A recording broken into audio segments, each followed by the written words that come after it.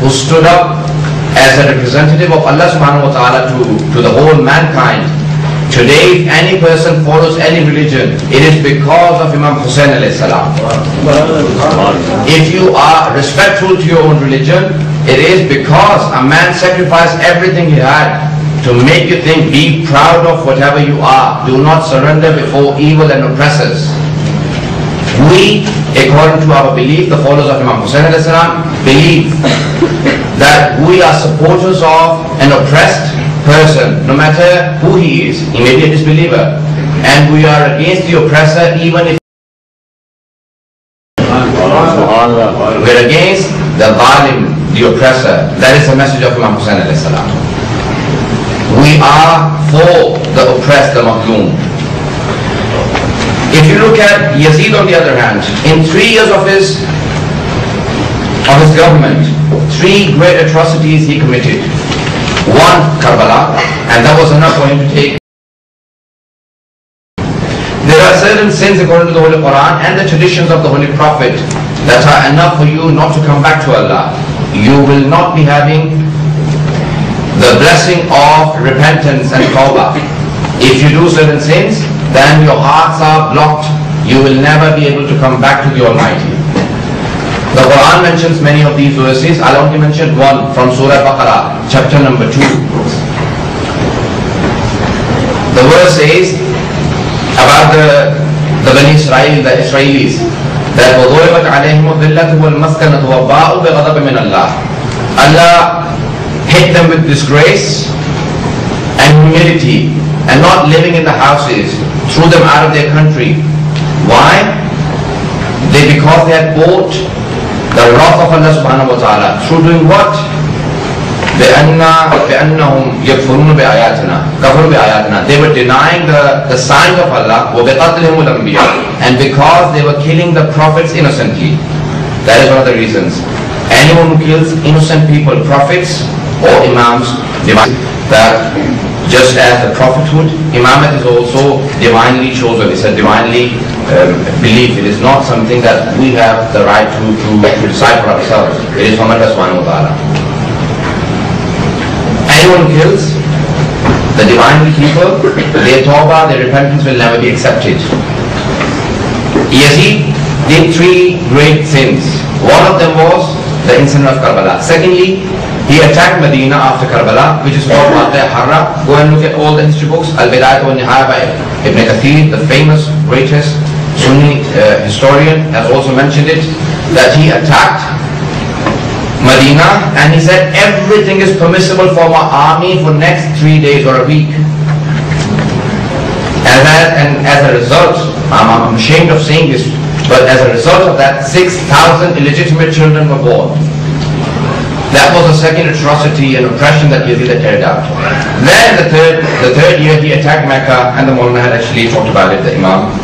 So I'll not be touching that. You see, what happens is, you do not become what you become from day one. You slowly progress towards becoming a great sinner. Day one you only disrespect your brother, older brother, then your father, then the Imam, then the Prophet, and the Almighty himself.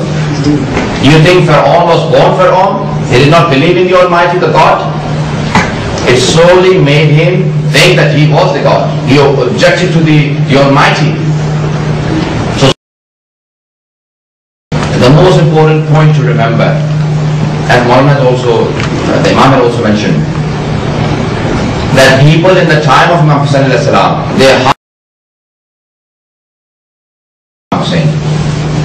there were many people who respected but were fearful of the powers in their time. That is to remember. Most people give up their religion and their faith because of other powers. It should not happen. Or is it happening even today? Is it difficult to speak against oppression? It will be, I promise you. There will be times when we'll find it difficult to speak against oppression. I'm not implying Karbala, but generally. There are many times within our own lives when you do not stand up for justice. You let it happen, the injustice and oppression. On a lower basis, it becomes big. You let it happen in the house, it comes out in the society. You let it happen in the society, it takes up the national level and then internationally. Imam Hussein was not the outcome of a few people not following Islam, but an outcome of a general consensus of the Muslims who had now gone to sleep and had forgotten the traditions of the Holy Prophet. In 11 Hijrah, the Holy Prophet died. In 61 Hijrah, people are killing Imam Hussein. There are people who were, when the Holy Prophet was performing ablution, wudu, as the water was dropping on the floor, they would take utensils and put it below the arms and the face of the Holy Prophet and take that water as sacred and as tabarruk. It is a blessing because this water has touched the body of the Holy Prophet. The people who were taking that water as blessed and sacred, what had happened in 50 years? Those same people, same Muslims were willing to kill and shed the blood of the Holy Prophet. Wasn't Hussein the blood of the Holy Prophet? Ask yourselves, what had happened in those 50 years? Why did it come to a place where people were willing to kill Imam Hussein alayhi salam?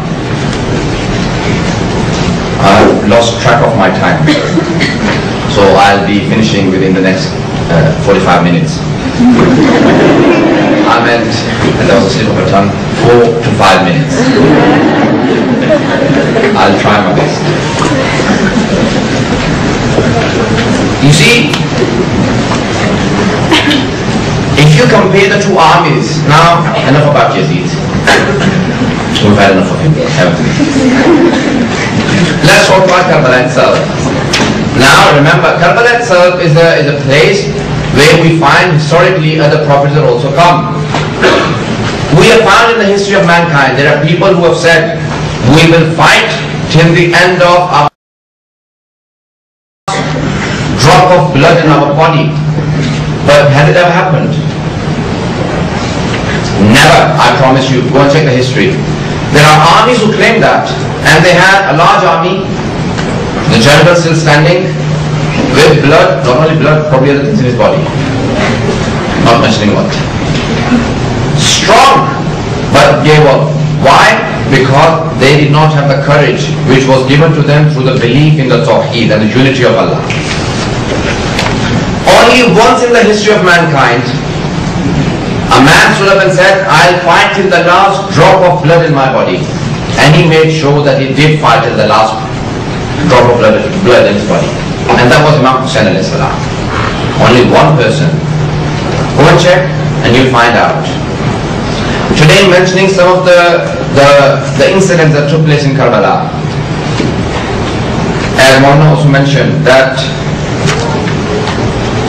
there is a difference of opinion in how many people were present in the army of Yazid.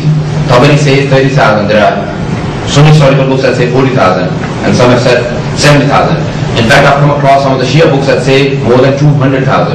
If you remember the battles fought by Yazid's father, he had brought more than 80,000 people. Yazid had a bigger army, a bigger following, because there was no Ali to face and oppose those Muslims who were fighting in the name of Islam and doing oppression. So this army had been growing bigger. So there must have been at least over 100,000 logically. But I do not have historical facts right in front of me to claim how many people were present from the army of Yazid. However, there are figures, something like 200,000 and probably even more. Nevertheless, let's take the smallest number, 30,000, which Tabari has mentioned. That is the lowest number. I personally do not have a research, but do not claim that this was a correct figure. On the other hand, just like Maulana said, 250 people probably, 72 people, 128. These are the two figures that we find in the Shia book, 72 or 128. Probably not present at the time of the night of Ashura, but later on that joined in. Now, just ending the last, and I promise you, this is the last 10 minutes. Probably even less than 10 minutes. But brothers and sisters, my respected honorable guests, look at the incident of Karbala. We see the extreme of oppression in the plains of Karbala. We see how far the oppression can go. But we haven't seen the extreme